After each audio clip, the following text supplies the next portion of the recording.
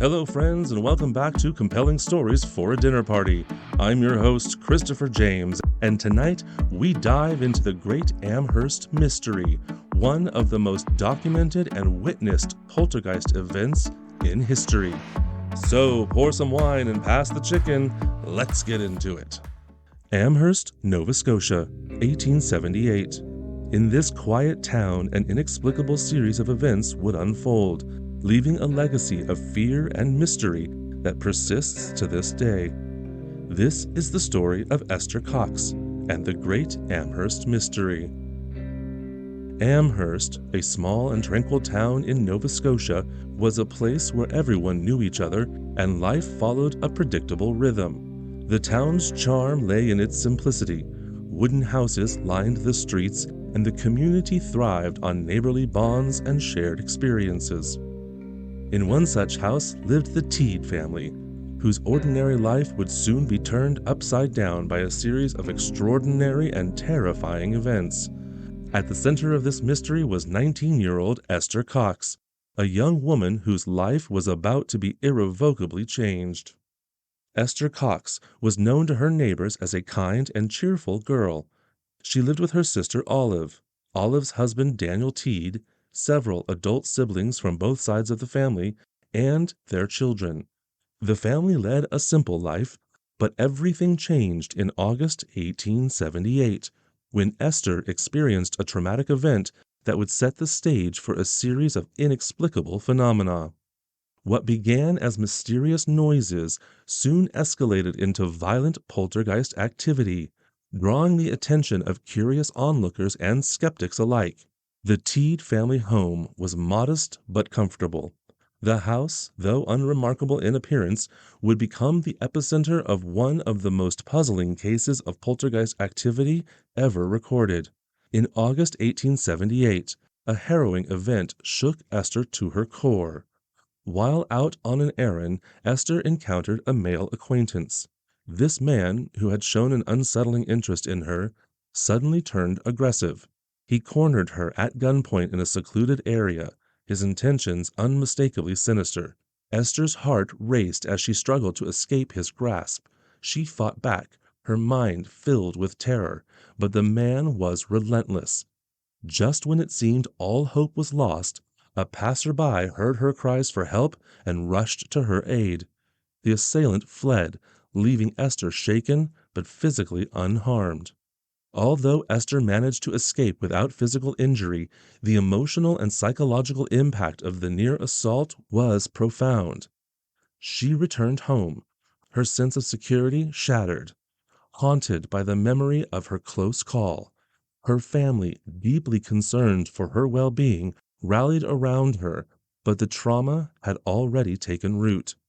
Esther found herself in a state of constant anxiety, her mind replaying the terrifying encounter. She became jumpy, easily startled by the slightest noise, and struggled to find peace. It was in this fragile state that the disturbances began. It began with seemingly harmless disturbances. In the quiet of the night, the Teed household was disrupted by mysterious noises that echoed through their home. These sounds at first were subtle, a faint tapping here, a soft knock there. But soon they became impossible to ignore. Olive Teed was the first to notice. One evening as she prepared dinner, she heard a distant knocking sound coming from the walls. She paused, listening intently, but the source of the noise eluded her. She dismissed it as the house settling, a common enough occurrence. Over the next few days, the noises grew louder and more frequent. The family would gather in the living room, trying to pinpoint the origin of the disturbances. Banging, knocking, and scratching sounds seemed to come from within the very walls and floors of their home.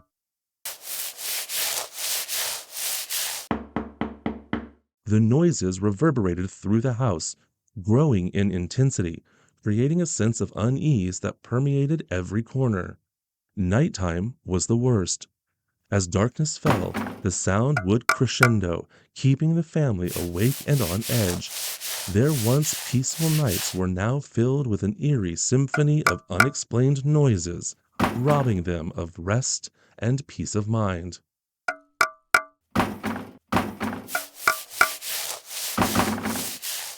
Daniel Teed, a practical man, took it upon himself to investigate. He inspected the walls and floors looking for loose boards or signs of rodents, but his efforts yielded no answers. The source of the noises remained a mystery, and the disturbances showed no sign of abating. News of the strange occurrences spread quickly through the small community of Amherst. Curious neighbors and friends came to the Teed house, hoping to help identify the cause of the noises.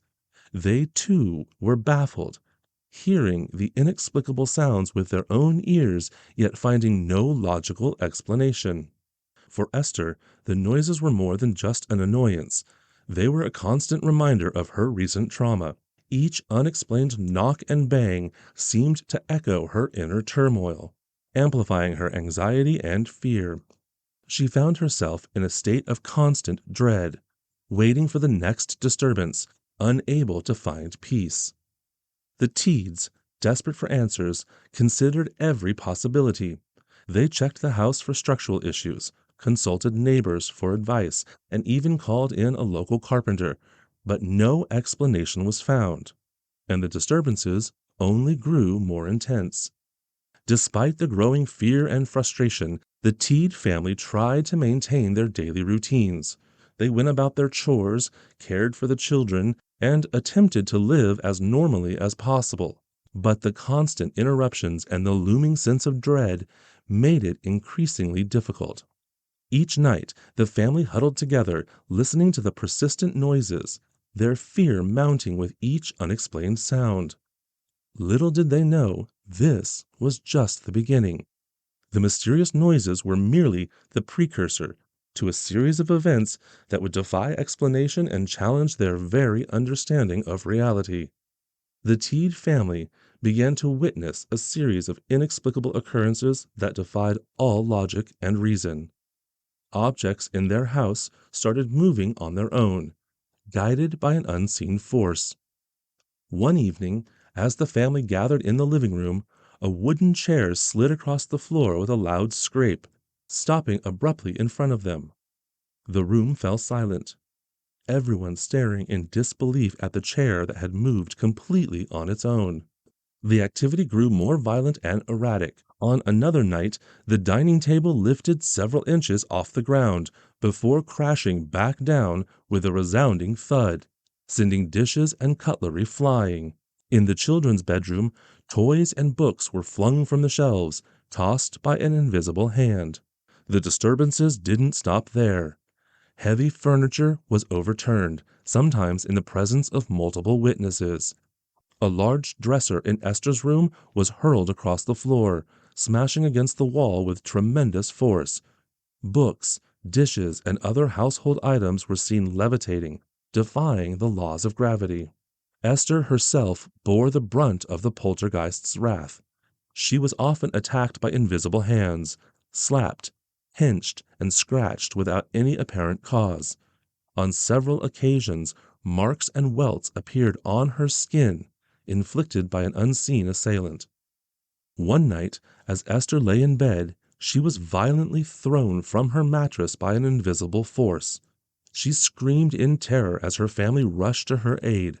The sight of her being dragged across the room by an unseen entity left them all horrified and helpless. The relentless attacks took a severe toll on Esther. She became exhausted, both physically and emotionally, her spirit worn down by the unending torment. Her nights were filled with terror, and her days were overshadowed by the fear of what might happen next. Desperate to protect Esther, the Teed family tried everything they could think of. They prayed, they consulted clergymen, and they even attempted to perform makeshift exorcisms, but nothing seemed to quell the relentless poltergeist activity. Realizing they were out of their depth, the Teeds decided to seek outside help. They reached out to friends, neighbors, and even strangers, hoping someone could provide an explanation or a solution to the terrifying events that plagued their home. Their pleas for help did not go unanswered. People from all walks of life, clergymen, doctors, skeptics, and believers in the supernatural, all came to the Teed house, each offering their own theories and solutions. Some came out of genuine concern, while others were driven by curiosity or a desire to debunk the claims. As if the physical attacks and moving objects weren't enough, the poltergeist activity took a more dangerous and sinister turn. Small fires began to break out spontaneously around the house, without any discernible cause. These fires added a new layer of danger and dread to the already chaotic situation. One night, as Esther was preparing for sleep, a fire suddenly ignited on her bed. The flames sprang to life without warning, forcing her to leap from the bed in terror. Her family rushed to extinguish the blaze, their hearts pounding with fear and confusion.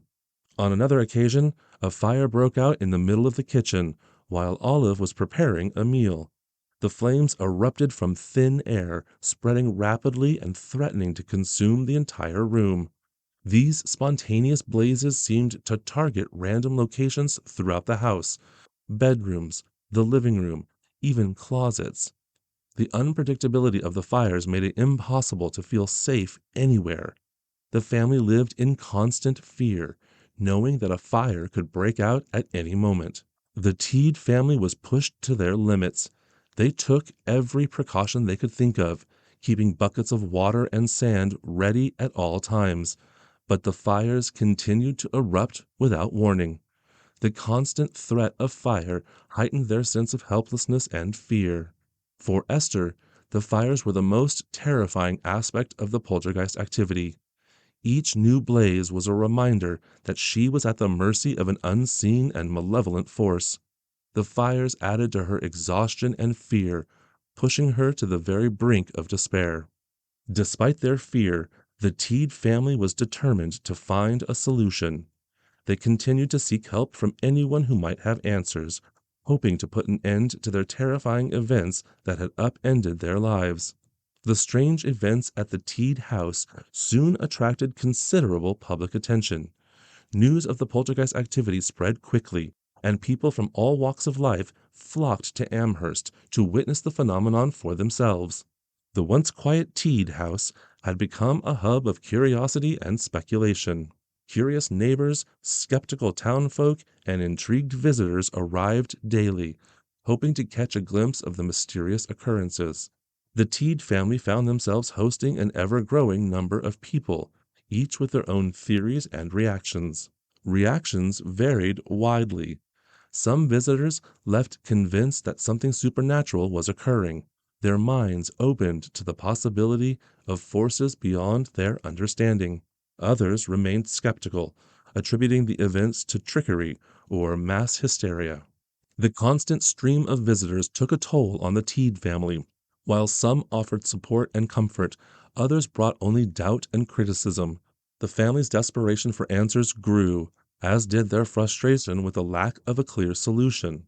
Among the many people drawn to the Teed house was Walter Hubble, an actor and amateur investigator with a keen interest in the paranormal. Determined to document the events firsthand, Hubble arrived in Amherst with the intention of providing an objective account of the phenomenon. Hubble introduced himself to the Teed family and requested permission to stay in their home for an extended period. The family, desperate for someone to make sense of their ordeal, welcomed him in the hope that he could provide answers. For 6 weeks, Walter Hubble lived with the Teed family, meticulously documenting the occurrences he witnessed. He maintained a detailed record of each event, noting the time, location, and nature of the disturbances.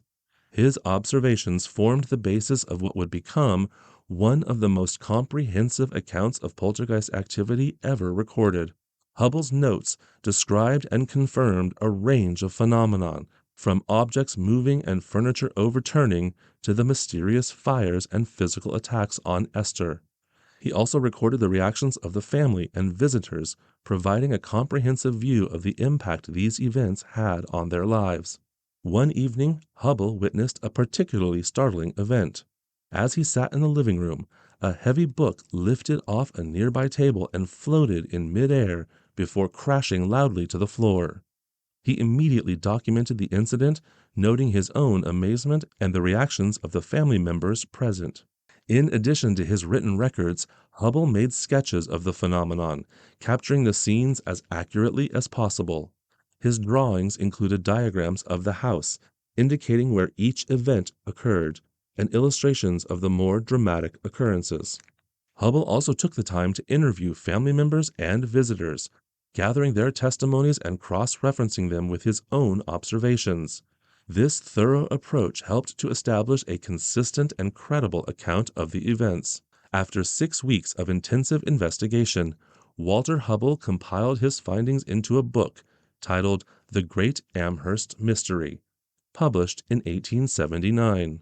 The book provided a detailed narrative of the events, supported by his meticulous notes and first-hand experiences. Walter Hubble stood by his account. He maintained that the events he witnessed were genuine and that the Teed family had experienced something truly extraordinary. Despite numerous investigations and extensive documentation, the true nature of the events at the Teed house remains a mystery. Various theories have been proposed over the years, each attempting to explain the phenomenon experienced by Esther Cox and her family. One theory suggests that Esther's experiences were the result of psychological trauma. The near assault she endured could have triggered severe psychological stress, manifesting in what some might describe as psychosomatic symptoms. In extreme cases, such trauma can lead to hysterical phenomenon, where the mind's turmoil is projected into physical disturbances. Proponents of this theory argue that Esther's intense fear and anxiety could have created a psychological environment ripe for such manifestations.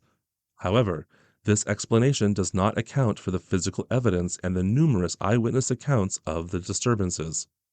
Another theory posits that the entire series of events was a deliberate hoax, orchestrated by Esther or other members of the Teed family. Some skeptics believe that the family may have sought attention or financial gain through the notoriety of the events. They point to the possibility of trickery, using hidden mechanisms or accomplices to create the illusion of paranormal activity. While the hoax theory offers a plausible explanation for some of the phenomenon, it fails to address the full scope and intensity of the events. The sheer number of witnesses and the consistency of their testimonies make it difficult to dismiss the occurrences as mere trickery. The most widely accepted theory among believers in the paranormal is that the events at the Teed house were the result of genuine poltergeist activity. According to this theory, an unknown supernatural force was responsible for the disturbances. Poltergeists are often associated with young individuals experiencing emotional turmoil, which fits Esther's situation. Believers argue that the consistent and violent nature of the phenomenon, along with the inability to find any natural causes, supports the idea of a supernatural explanation. Poltergeist activity has been reported in numerous cases around the world, with similarities that suggest a common underlying force. Despite the compelling arguments on all sides, no single theory has been able to definitively explain the events at the Teed house. The case remains open to interpretation, with each theory offering its own insights and limitations. The Great Amherst Mystery continues to fascinate and perplex those who study it, whether viewed through the lens of psychology, skepticism, or the paranormal. The case offers a rich tapestry of evidence and testimony that challenges our understanding of reality. The true nature of the phenomenon experienced by Esther Cox remains unresolved, leaving the case shrouded in mystery. By the end of 1879, the poltergeist activity at the Teed house gradually subsided and eventually ceased. The once turbulent household returned to a semblance of normalcy, though the memories of the strange events lingered in the minds of the Teed family and their neighbors. Esther Cox, seeking a fresh start, moved away from Amherst. She lived a relatively quiet life afterward, though the shadow of the Great Amherst Mystery followed her. Esther found work and tried to build a new life, but she could never fully escape the association with the mysterious events that had defined her past. Throughout her life, Esther was often approached by curious individuals and reporters seeking to learn more about her experiences. She recounted the events to those who asked, but maintained that she had no explanation for what had occurred. In her later years, Esther reflected on the poltergeist activity with a mix of confusion and acceptance. She remained firm in her belief that the events were real, even as she acknowledged the lack of a clear explanation. The rest of the Teed family also moved on with their lives. While the disturbances had left a lasting impact, they too sought to rebuild and move forward. The Teed house, once a hub of supernatural activity, became just another quiet home in Amherst. The Great Amherst Mystery remains one of the most compelling and debated cases of poltergeist activity. The extensive documentation and numerous eyewitness accounts provide a rich source of information for both believers and skeptics. Yet the true nature of the phenomenon experienced by Esther Cox remains unresolved, leaving the case shrouded in mystery. A mystery that endures, captivating and perplexing those who dare to explore its depths. The story of Esther Cox and the Great Amherst Mystery is a reminder of the thin veil that separates the known from the unknown, and the human desire to seek answers even when they remain elusive. We'd love to know what you think. Do you believe in the supernatural? Have you ever experienced the unexplained? Let us know your thoughts in the comments below, and while you're there, please be sure to like, share, and subscribe. Well, my friends, we have come to the end of another fabulous dinner party. We hope you enjoyed this story tonight, and we hope to see you at the table again next time. Until then, my friends, may your gatherings always be eclectic and your stories compelling. Good night.